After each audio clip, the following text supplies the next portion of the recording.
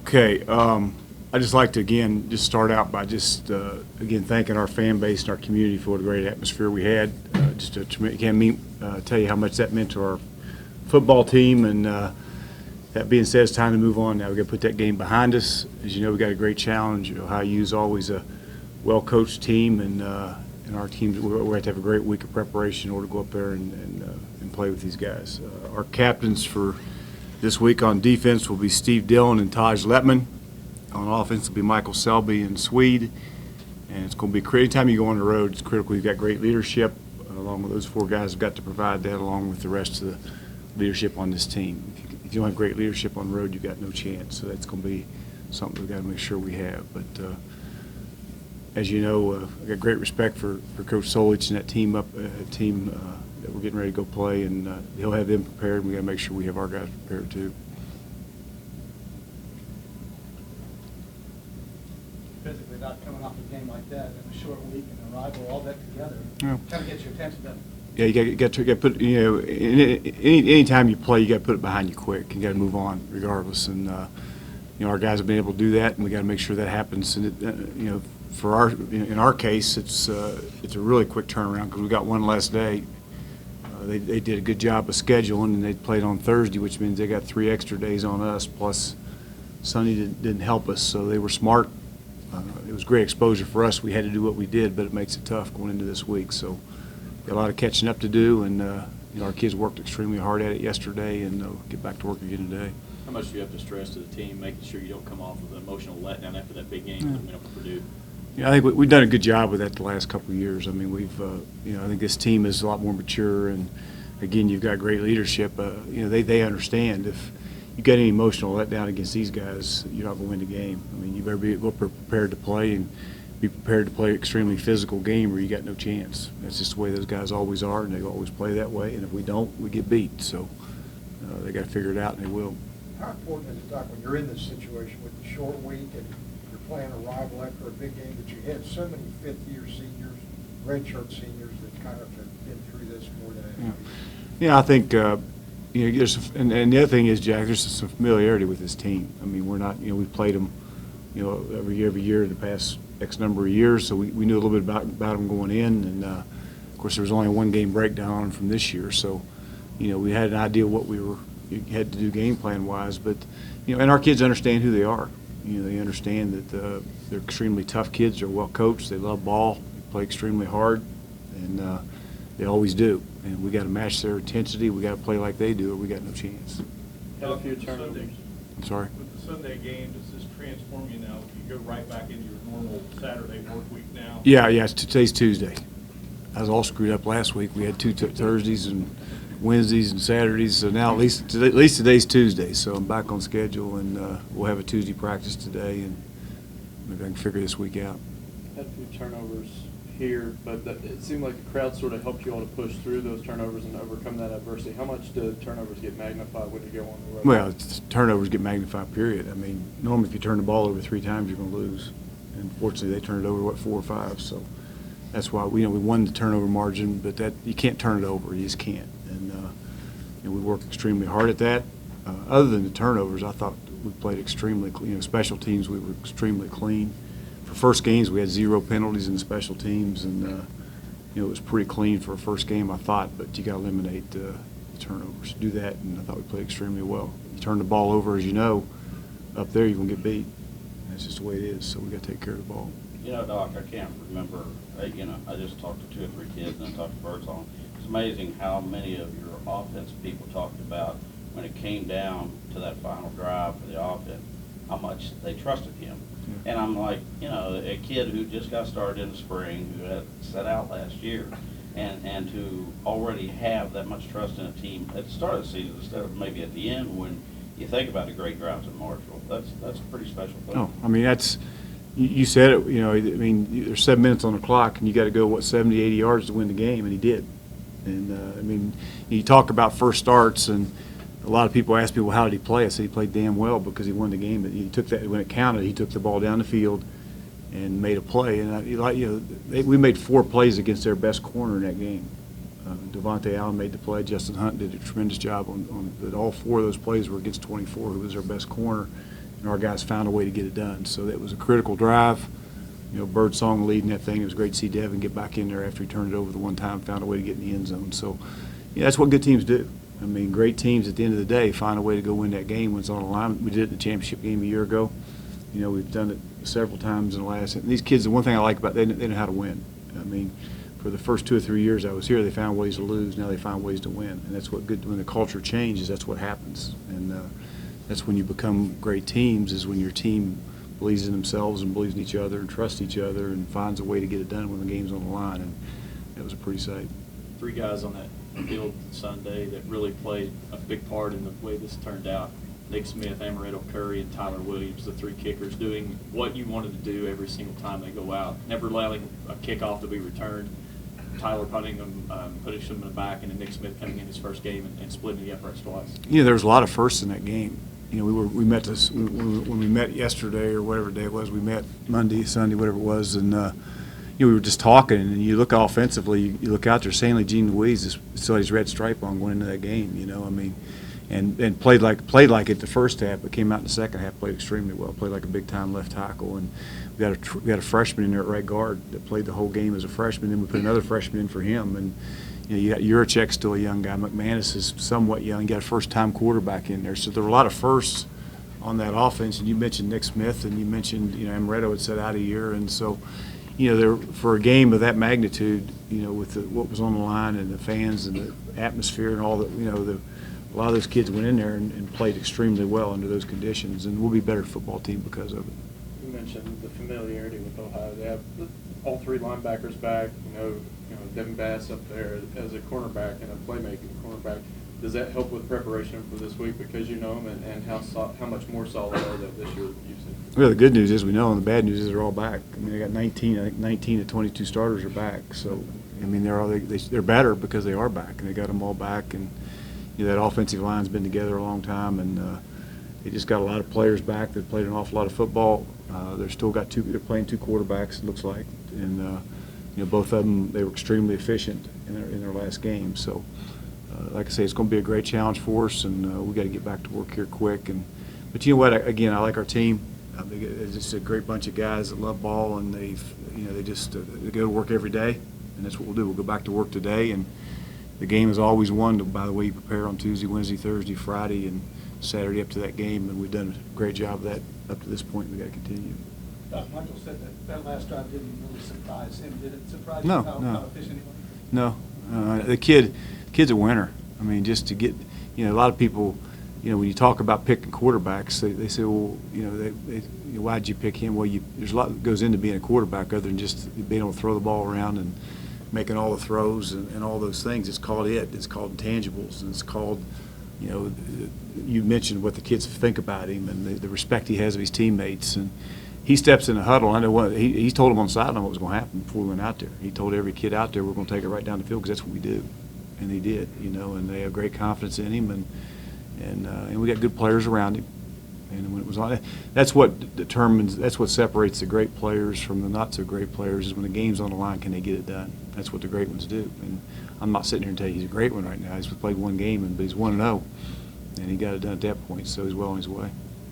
Talk about the familiarity with so many of the players. One kid that's been there as long as you've been here, the Carpenter kid, and you have connections with the Carpenter family, having his brother playing here. What do you know about him, having 2 turnovers last week, and what he brings to the field out of that defensive unit? He always has. I mean, he's always around the ball. I mean, he's been there like 6 or 7. I don't know how they must have got 7 years out of him, but yeah, Georgie's a strength. I told Georgie don't be talking to him this week, so he's a good player, and just seems like every time he's in there something happens. He's around the ball, and unfortunately, he creates a lot of turnovers, and that's not good for we got to make sure that doesn't happen on Saturday. 3 different Purdue players scored rushing touchdowns, and DJ Knox rushed for over 100 yards. What adjustments need to be made to make sure that doesn't happen again? Well, you just got to you got to tackle well, and I thought Purdue was a good football team. I mean, I thought they were extremely big up front. I thought they had good backs.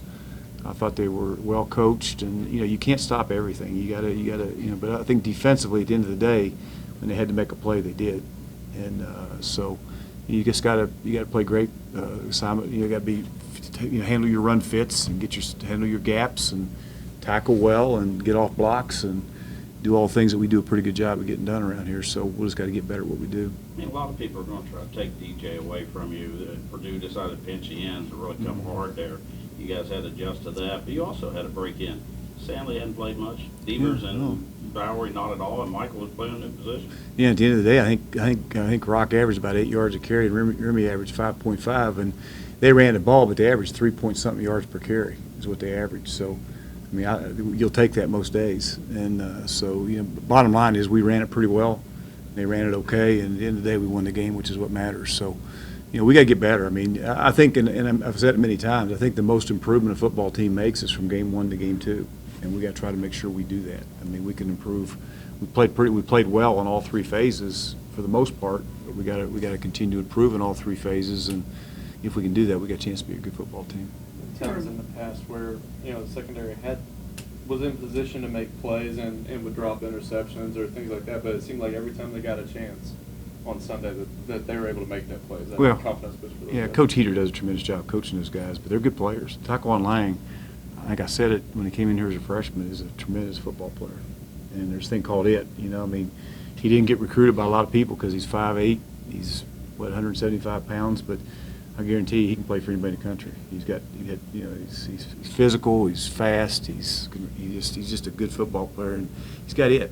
That's why people make mistakes recruiting, is they recruit based on all these measurables and everything else, and they don't turn the film on and say, can they play football, do they have it? And he's got it, and he's a good player. I'm glad he's here. I mean, he had to be in a zone of 17 tackles and 2 return for touchdown. But we were talking downstairs to Taj about his interception. Mm-hmm.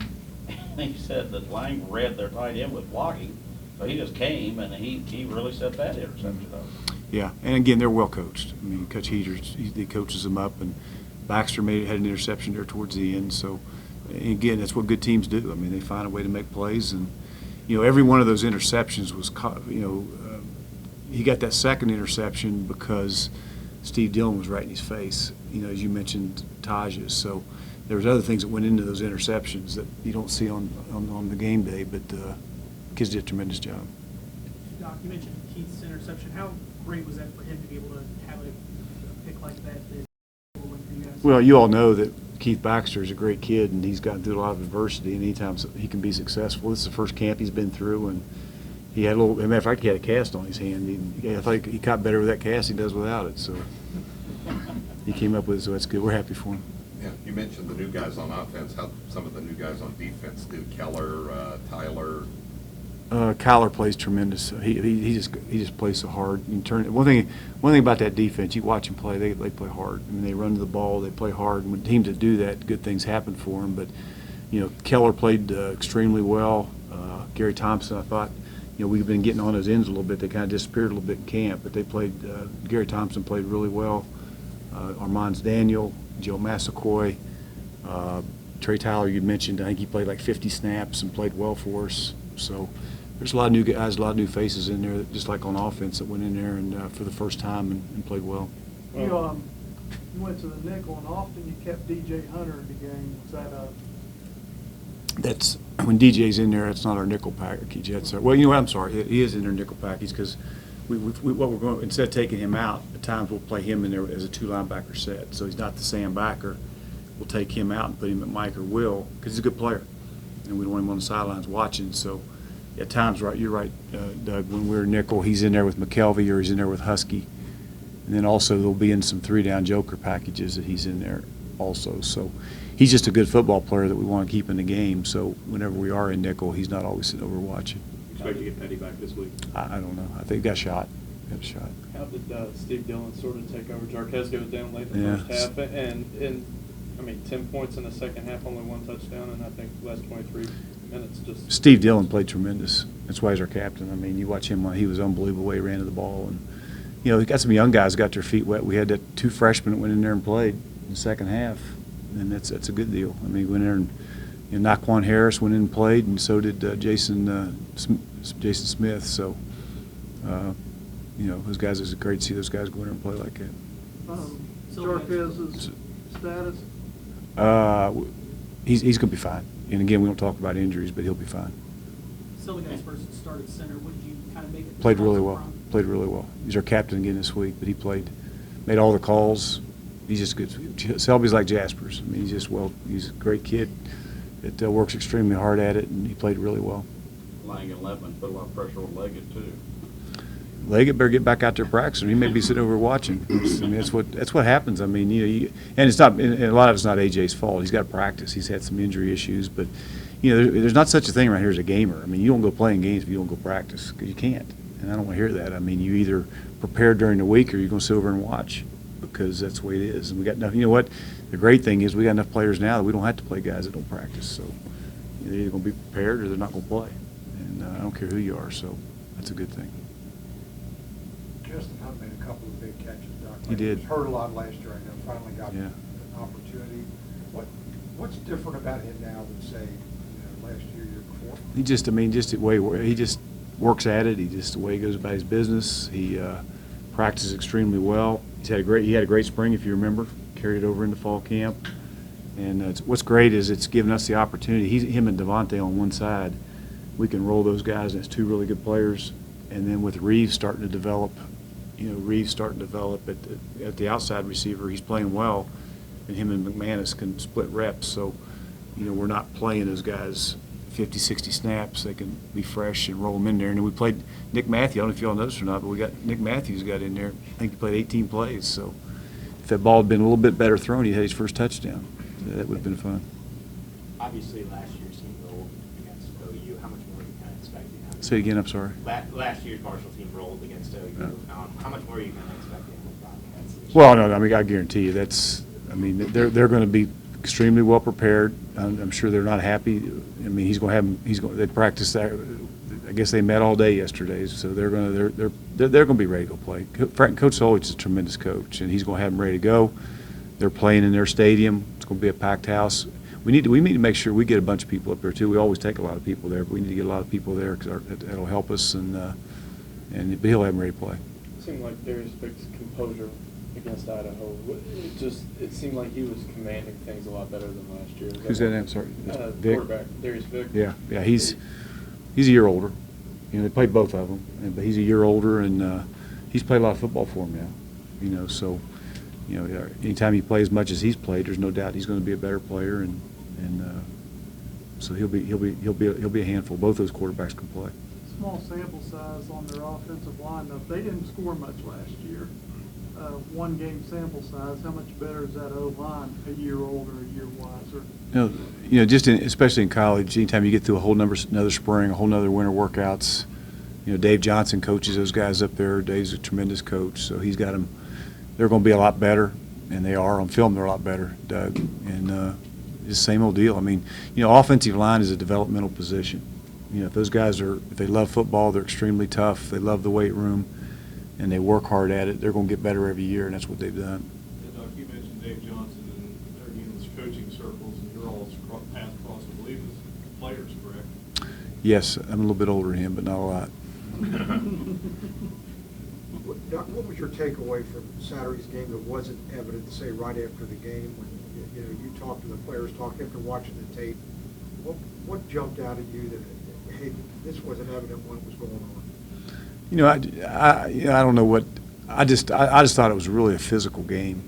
That was I guess it's a fun. I'm not sure it's a fun game to coach. It's a fun game to watch. I guess if you're a fan, but I got calls. It's amazing. Of course, I get back to my office and Philip Rivers texted me and said he hadn't talked to me since I was signaling to him from NC State sidelines. And him and his son were watching the game. But that being a Sunday game and the only game on, I mean, just the people all over the country that saw that game and just how much exposure we got from it, and the number of people that called and said what a great atmosphere. And people couldn't get over. I know people talk to Mike and say that's an SEC, ACC atmosphere that was here on Sunday. Well, you know what? That's what it's supposed to be. I mean, when you have championship teams, I mean that's a championship fan base that was out there on Sunday. And if I could take that was the biggest thing for me is how the atmosphere was, and just it was a good football game. I mean, it was two teams that were well coached. It was very physical, that were going at it. And at the end of the day, somebody had to find a way to win it. And fortunately, we did.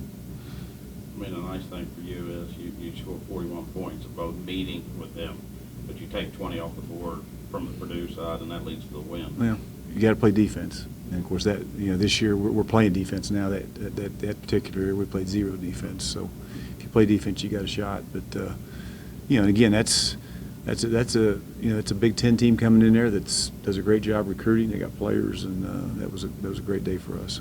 How much does it help going forward, Doc, of facing adversity like you did out of game one, where last year it was all the way in FIU before you guys actually trailed in a football game? Well, I don't think there's any doubt that, and we talk about adversity all the time, and our kids, we try to work them so hard in the offseason and work them hard the way we practice that adversity doesn't affect them, and it didn't.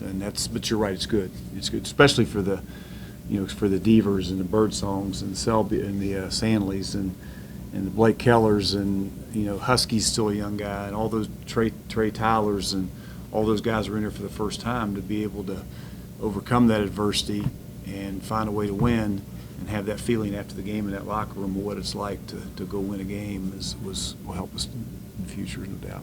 Devers and Dower getting to go up against a Big Ten middle. And honestly, at first it seemed like there were times where they were a little wide-eyed, but the second half they really settled in. It seemed to really help them. How does that help them going forward? It's going to give them a lot. I mean, if you get a chance, take a look at the time Devin scored to go-ahead touchdown. Watch what Devers did, that three technique, and you'll see that he played extremely well.